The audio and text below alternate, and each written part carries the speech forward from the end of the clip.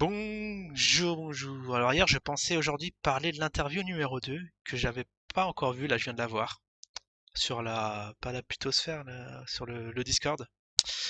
Après on m'a dit, ouais, ça risquerait d'être sans intérêt, d'être que ce soit vide. Et du coup, je l'ai regardé parce que, comme dirait sur le live d'Ali, quelqu'un qui disait de pas regarder, surtout en étant investisseur d'usine, ne pas regarder les interviews ou les choses se rapportant aux usines, c'est une faute professionnelle. Du coup, j'ai regardé et ouais, bon, on va pas parler de ça aujourd'hui. Même, bon, s'il y a une interview numéro 3, si vous être chaud, je pourrais faire une petite vidéo réaction. Mais rien ne va parce que la fille déjà on la connaît pas trop, on sait pas trop qui c'est. Anna Berry, hein. Pas Alberry, Anna Berry, Instagrammeuse. Ah oui, Instagram avec 2000 followers. Je sais pas si c'est beaucoup avec 2947 posts. Ça a pas l'air folichon. Et oui, oui, non, mais ça manque d'enthousiasme hein, lorsqu'elle dit fantastique, mais qui fait une gueule d'enterrement, c'est pas bon, c'est pas bon pour le zine. Du coup, on va pas en parler, on va pas, on va pas flinguer le projet. Déjà que c'est vrai que c'est pas top top. Mais on va parler aujourd'hui euh, de notre ami Perma. Alors, je voulais faire cette vidéo quand j'étais passé au live. Alors, je sais plus quand est-ce que je suis passé sur le live d'Ali. Il y a un mois, ça doit faire un mois déjà. Et oui, il avait 7000 zines. Et que se passera-t-il? Que se passera-t-il s'il vendait ces 7000 zines? Et là, on va avoir un exemple concret sur le carnet d'ordre.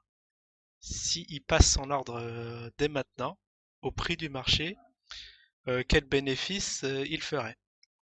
Alors c'est assez technique. Alors je remercie hier Morbac. Ah non, pas Morbac, parce que Morbac c'est autre chose. Je sais plus qui. Ah, faudra que je regarde. Mais un intervenant très sympathique du Discord qui m'a éclairé sur le Total Zine. Je savais pas du tout ce que c'était. Mais au fait, c'est le cumulé. C'est le cumulé. Par exemple, ici, on va regarder déjà sur le carnet d'ordre de vente, non d'achat en vert.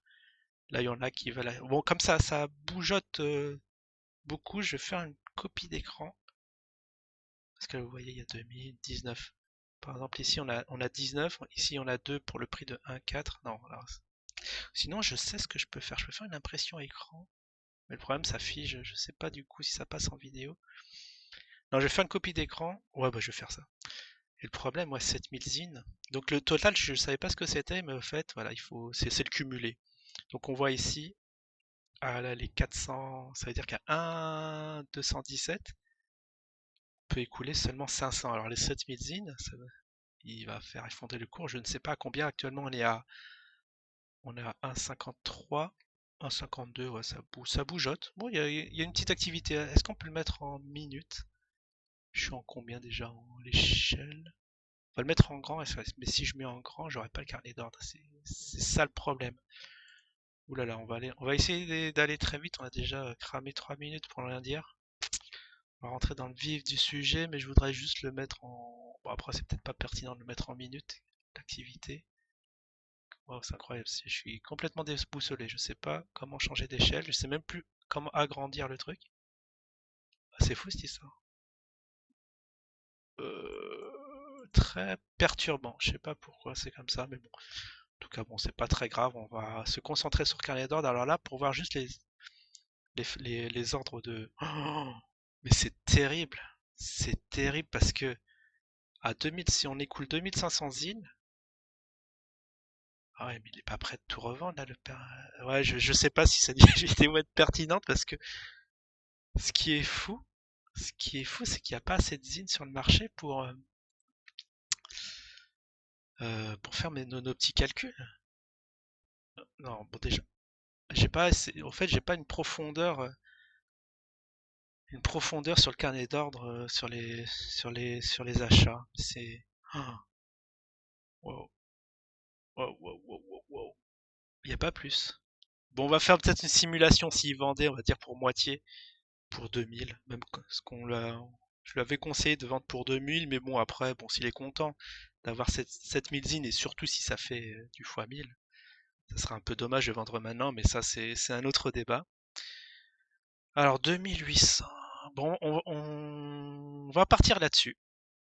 Ah ouais, tu fais écrouler le truc, un truc de malade. Alors je vais faire ma petite copie d'écran et je vais travailler dessus. Je vais enregistrer. Pack, on va mettre ça où? Je vais mettre ça sur le PC. Voilà. On va mettre là, je vais l'appeler carnet. Carnet et. Ah oui, mais.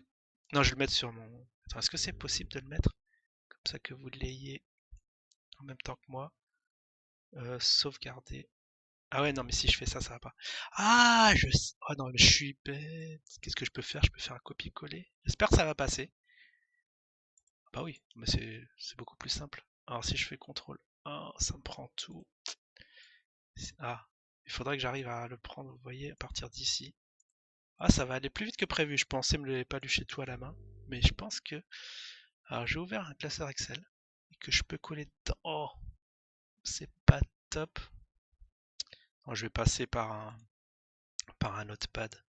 Ça va être mieux. Bon, je regarde quand même si la vidéo tourne. Ouais, ça va. Ça va, ça va. Ou alors je peux faire une petite ellipse et revenir. Ouais, je vais faire ça pour pas perdre de temps parce qu'on est déjà 6 minutes. Ah, génial, j'ai réussi à faire ce que je voulais. Hop, et du coup, voilà, vous voyez notre petit... On va serrer des lignes. Donc ici, c'est le prix. C'est le prix. Alors, il y a le total et le... Comment ils appellent ça? Le amount. Le amount, c'est le nombre de zines que l'acheteur veut acheter. Alors, ici, achat. Et là, c'est le cumul, ou total. En fait, c'est pareil. Ah oui, alors, il y a un petit problème, c'est que les points, je crois que les points, c'est des virgules. Ah, quoique, je sais pas. Peut-être c'est... Les points, c'est bon. Par exemple, si je fais une petite addition, il voudra pas. Why. Ah, attendez, je vais refaire une ellipse parce que là, ça va pas du tout. Bon, nickel. J'ai réussi à faire ce que je voulais faire, c'était remplacer juste les virgules inutiles par du vide. Et bah, les points, je les ai remplacés par des virgules. Alors je recolle. Voilà. Maintenant, si je refais la somme, vous voyez, ça va marcher. Nickel, super. Du coup, les achats ici, le cumul. Alors vous voyez que le cumul, c'est le nombre de zines à l'achat, 500, ici 69, plus 2, on arrive à 571.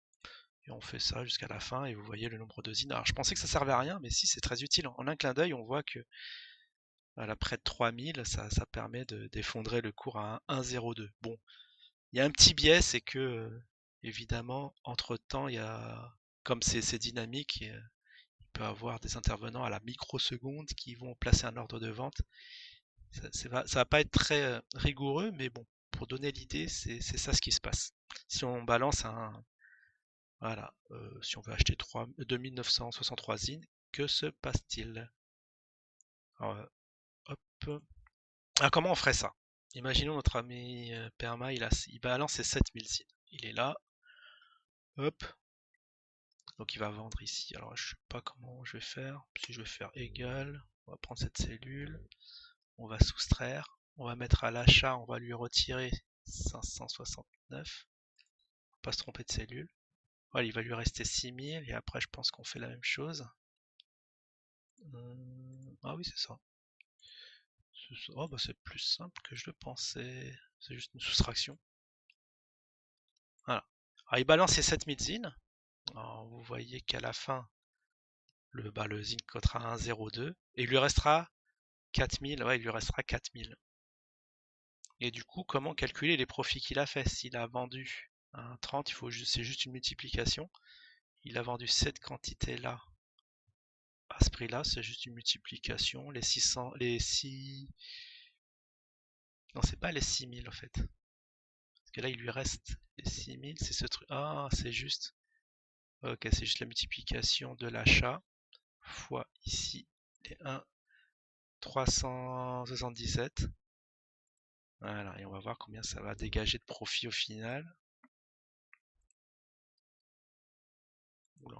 Très technique, mais bon, il n'y a rien y a rien de bien compliqué en cela. Alors disons qu'il en vend pour 3000, hein. On va arrondir à 3000. Vous voyez, là, il se dégage, là, 700, 700. On est en quoi? C'est le. Je sais pas, on est contre quoi? On est contre l'USDT. Alors, c'est en USDT. Bon, c'est un peu compliqué parce que l'USDT ne représente pas, même pas 1 euro, même pas 1 dollar. Il y a aussi un petit micmac à faire, mais bon, grosso modo, la somme qu'il récupère, il va récupérer au total. Tout ça, on va faire j'ai fait la somme là? Ouais, j'ai pas fait la somme. Alors, je sais pas si en anglais, si je mets somme, est-ce que ça va passer? Oh si, c'est bon. Hop. Donc il aura revendu pour 3500 USDT. Et après, une fois qu'il a ses USDT, qu'est-ce qu'il doit faire? Et ça va être beaucoup plus facile parce que l'autre marché USDT contre le BTC. Alors s'il veut récupérer quoi? Des euros, des dollars? Ah, je vais voir. USDT contre dollar. Je pense qu'il doit récupérer des dollars. Mais il y a aussi le ZIN contre le BTC. Non, bon, on peut rester là. C'est pas très très grave. USDT contre l'US. Pas un truc comme ça? Non. Il doit être USDT contre le BTC. Tant pis, on va y aller. On va y aller par 3 fois. On va passer par 3 marchés différents. Alors BTC. Ah voilà, BTC USDT. Une fois que je l'aurai en BTC, bah, je pourrais le convertir directement, faire le transfert des BTC à la banque en passant par l'euro, je pense. Alors vous voyez, le BTC il explose. C'est un truc de malade. Ok. Alors il y a un truc. Parce qu'est-ce qu'il y a le ZIN contre le BTC? Mais le problème c'est que je devrais refaire la feuille Excel et je suis pas motivé. Ah non, c'est contre l'Ethereum. Vous voyez, on peut l'échanger que contre l'Ethereum ou le USDT. Donc là, bon, c'est un passage obligé. USDT, BTC. Ou BTC, USDT. Il y a les deux, il y a le symétrique, USDT, BTC. Ah non, d'accord. BTC, USDT. Bon, ça a l'air un peu complexe pour les novices, mais bon, je pense que vous êtes tous expérimentés, vous savez de quoi je cause, mais ce qui est intéressant, c'est de voir vraiment quel est le profit qu'il fait à l'heure actuelle. S'il revendait, c'est 3000 zines. On va partir sur 3000. C'est vrai que 7000, c'est assez ambitieux. Je pensais pas que ça allait faire écrouler le marché comme ça, mais bon, ça c'est de la faute au manque de liquidité, manque d'intervenants. Alors, qu'est-ce qui se passe? C'est quoi ce truc? Pourquoi je peux pas? Alors, je suis dessus. Ok. Et maintenant, s'il veut vendre mais là aussi, c'est pareil, c'est des petits. Oh, mais c'est un peu bizarre parce que vous voyez, dans le Canada, il n'y a pas assez de. C'est fou ça.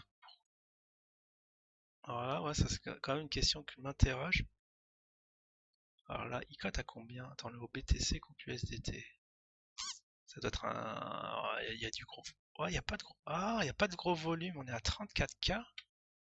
Là, je suis en train de m'interroger sur la viabilité de cette plateforme. Il n'y a pas tant d'échanges que ça. Mais bon, oh, c'est sans compter les bots, hein, enfin, on l'a déjà vu lorsqu'on passe un ordre, vous voyez. Il faudrait parler des ordres iceberg, des ordres. Il y a aussi, enfin, il y a plein de trucs assez. On va pas rentrer dans le détail, mais c'est vrai que là, si je balance mes 7000, il y a fort à parier que ça va se maintenir à 23. Ça va pas aller même si ça va à 29. Mais ce qu'on note, c'est que c'est vraiment très fragmenté. Vous voyez, 0,13, 0,7. C'est pas énorme. C'est quand même dingue. On va essayer de faire une petite séance de trading pour voir si c'est comme ça, parce que je sais pas, sur Coinbase, c'est des très très gros volumes. Ah voilà, je suis en daily et si je me mets, ah ouais, mais si je me mets en heure, mais il doit avoir vraiment, il y a très très peu de volume. Je sais pas comment enfin, ça marche, mais c'est quand même fou qu'il y ait des gens qui soient sur cette plateforme. Enfin bon. Enfin bon, c'est comme ça. De toute façon, on n'a pas le choix. Il y a ça ou Probit. Il faut aller sur Probit. Je sais pas si c'est mieux. On fera peut-être l'essai, peut-être l'année prochaine, on verra. Donc disons maintenant il a récupéré, il a revendu ses zines contre l'USDT, notre ami Perma.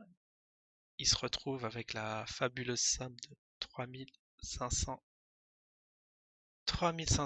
USDT et là il veut le convertir en BTC. Donc vous voyez le rapport il est de 23, donc il devrait les vendre pour avoir du BTC. Donc il faut diviser par 23. Tac. Je crois qu'on va rester. Non, on va rester là. C'est pas la peine de faire tout un micmac pour retomber au final sur des dollars. Mais en gros, bon, je vous donne un peu la philosophie du truc. On est à 3500. Il est à 3500 dollars. Le truc terrible, je connais pas le taux de l'euro-dollar. Faudra faire le calcul. Bon, on va rester en dollars. Je crois que c'est. Quoique, on peut l'avoir.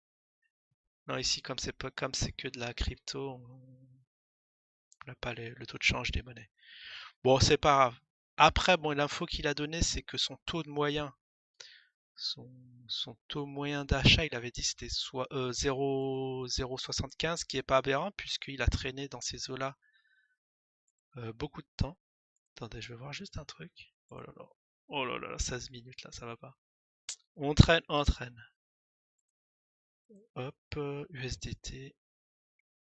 Donc si, ouais, alors faut que je le mette en daily. Vous voyez là, on a eu tout le temps de l'acheter à 0,7 en daily. C'est vrai que c'est pas. Je sais pas quand il l'a acheté. Est-ce que c'était. Je crois que c'était dans la première vague. La première vague, ça veut dire avant introduction sur Vetio, sur leur propre blockchain. Ah, même à un moment, il était à 0,3. C'est vrai que c'est fou, il était. Ah non, mais là, c'est contre l'USDT, donc si, c'est ça. Mais pourquoi je vois 0,43? C'est quoi ce truc? Ou alors je suis. Ah, d'accord, je suis pas sur le bon. Je suis pas sur la bonne date. Mais en gros, bon, on va dire qu'il a acheté son truc dans les 0,75. Quel est le profit qui sera fait? Alors on va faire, bon, on va partir sur les 3000 qu'il a vendu. Alors ce qu'il a vendu, en fait, c'est 7000 moins ça. Non, ça fait moins de 3000. Ou à 2900, qui correspond au total ici, au cumul. Donc il a vendu 2900 yens. Hop. Et le profit. Alors du coup, alors j'ai fait la somme, tac tac, il récupère 3000. Ah oui, alors 0, bon, ouais, c'est tout simple, on va faire 0,75 fois ces 2000, comme ça. Ah oui, j'ai pas mis le égal devant. Oh, mais c'est une galère, c'est pas l'habitude de manier ces feuilles d'Excel. Pas très pratique, mais bon. C'est le moyen le plus commode pour présenter sous une feuille, enfin sous un navigateur. Voilà, il aura acheté ça. Et pourquoi ça? Et pourquoi ça ne fait pas le calcul? Parce qu'il faut mettre une virgule. Ah, c'est vrai que c'est perturbant de mettre des virgules. Ok, donc là, il les a achetés pour 2000. Ah ouais, il se fait pas un gros gain. Mais bon, c'est déjà ça, ça fait un petit, j'allais dire un petit RSA, 1200, mais c'est le cas. Voilà, 1200 balles, et après, une fois qu'il a récupéré ça, il a juste à faire le virement bancaire de ses... Ah oui, une fois qu'il les a convertis en Bitcoin, il peut faire le virement bancaire au taux actuel du Bitcoin, et puis voilà. Ça atterrit directement sur son compte bancaire. Donc il n'y a rien de plus facile. Mais là, ouais, c'est vrai que sur les 7000, je me demande jusqu'à combien ça peut descendre, mais faudra faire l'essai. Ça serait bien, enfin, ce serait bien qu'ils nous disent le jour où il va vendre, de nous prévenir la veille, histoire de toute façon, on le verra, hein, histoire d'acheter derrière. Mais voilà, une bonne petite plus-value. Bon, bien sûr, pourquoi il vend pas, c'est que on attend les fois 1000. On n'est pas là pour 1200 balles, hein. Ça, c'est complètement ridicule. Il faut des nombres à 7 chiffres minimum. Puis voilà. Bon, bah, j'espère que j'étais pas trop brouillon, mais au moins ça a permis de mettre en lumière que ça peut avoir une grosse incidence s'il y a des gens, en plus ça doit pas être le seul, qui font des grosses frappes. Bon, après on va s'intéresser, c'est vrai que je sais combien le CEO, comme ils disent, hein, c'est le PDG de Zincoin, s'il se met à vendre par milliers, là ça peut être folklorique. Bon, bref, je vous souhaite tous une bonne journée, je vous dis à la prochaine. Ciao tout le monde!